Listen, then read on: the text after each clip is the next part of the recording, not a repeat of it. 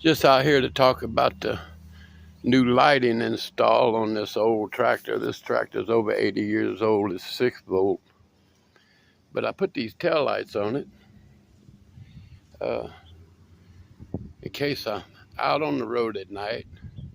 You know, they'll be able to see me from behind. I bought them tail lights at O'Reilly's, and they're designed to go on a boat trailer. They're waterproof. They're designed to go underwater without getting water on the inside of them. It's actually the cheapest tail lights they had at O'Reilly's, surprisingly. And this light, I'm stripping an old camper down, and this is the exterior porch light for the camper, very bright. It's actually vented 12 volt to help it stay cool.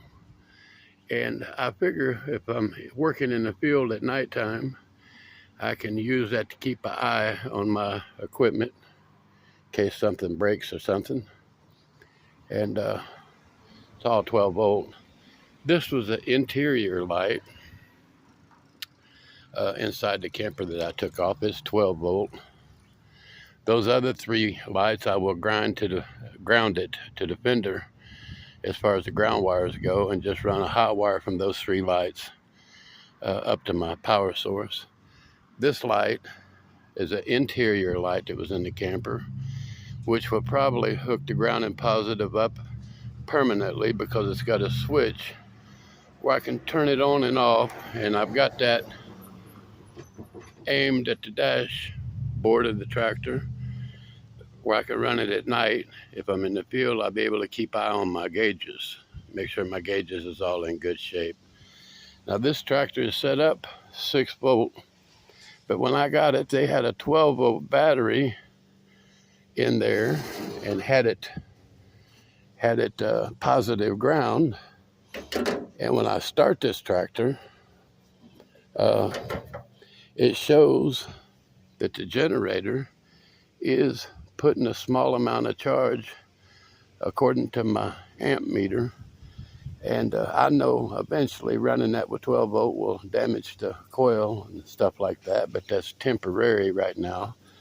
I priced a conversion kit to convert this over to 12 volt. It's $147 for the alternator, the coil, and the wiring that I need. So I figure I'd just leave that new 12 volt battery in there for now. I'm not really working with the tractor.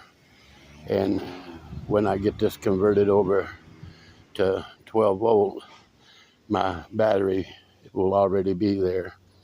These headlights are factory headlights. They're original 6 volts. I'm told that I can take the cover off and switch the bulbs inside of those out to 12 volt. You know, growing up as a kid in Tennessee on a sharecropper farm, we was up every morning. We had at least 2 cows to milk and feed, chickens to feed. We had meat hogs that we fed. We had an old work mule that we had to feed. And by the time we got back home with milk and eggs and everything fed, it had breakfast. It was just coming daylight.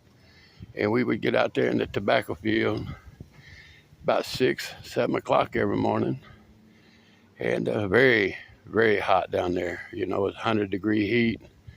When we're cutting and spiking tobacco and hauling it in and hanging it in the barn, very hot. And it was a purpose, you know, that we would hit the field at daylight and work till noon. It started getting very, very hot at noon every day.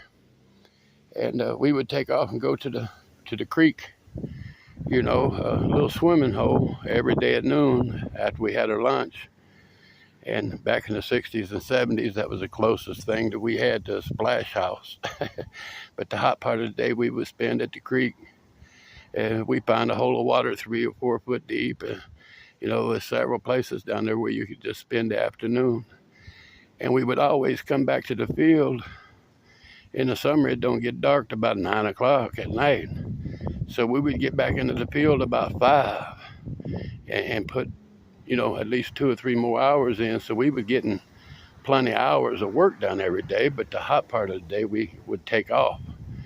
And, you know, I learned if you plowing and disking in a hot region like Tennessee, you got your lights set up like that, you know, it's a lot cooler. I would rather disc and plow 8 hours every night when it's cooler than to be out there at daytime trying to do it. And so that's what the lighting system is all about.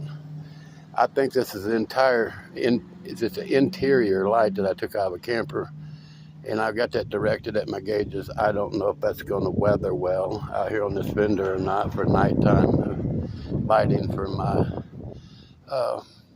gauges, where I can keep on my gauges at night if I'm out working with it. The old tractor is in pretty good shape. It runs good and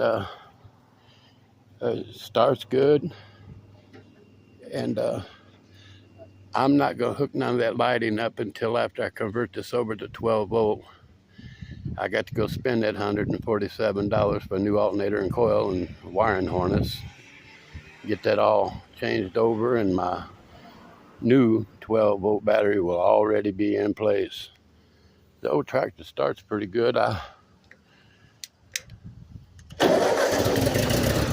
don't have to fuss with it much. And I was surprised to see on the gauge, the ampere gauge, that I'm getting about 5 or 6 amps. So even though it's a generator and a 12 volt battery that's hooked up positive ground, it's still taking a small amount of charge. But if I had lights and stuff hooked up right now, it would pull the juice out of that battery pretty quick. But people look at my lights funny, and they don't know if I'm back on the farm. My disking and plowing would be done at nighttime while it's cool. I do not like the heat of the day. And that sharecropper farm where I grew up, there was no such thing as air conditioning. So we developed that into our work schedule to plow and disc at nighttime while it's cool. And I just wanted to explain my lighting system. It ain't nothing fancy. This porch light I took off of the camper, it puts a considerable amount of heat out, but it's vented to help keep it cool while it's on. And I have to keep that tilted just right so don't no rainwater or nothing get in there. Because if it gets water inside that light, it would probably blow a bulb, and I'm not going to be plowing and disking in the rain, no way. But y'all have a good day. I'm very happy with the way this is coming together. Get out here and put me a few of those Larry Thompson acres together, and maybe I can have a little fun with it. Hey, y'all have a good day today.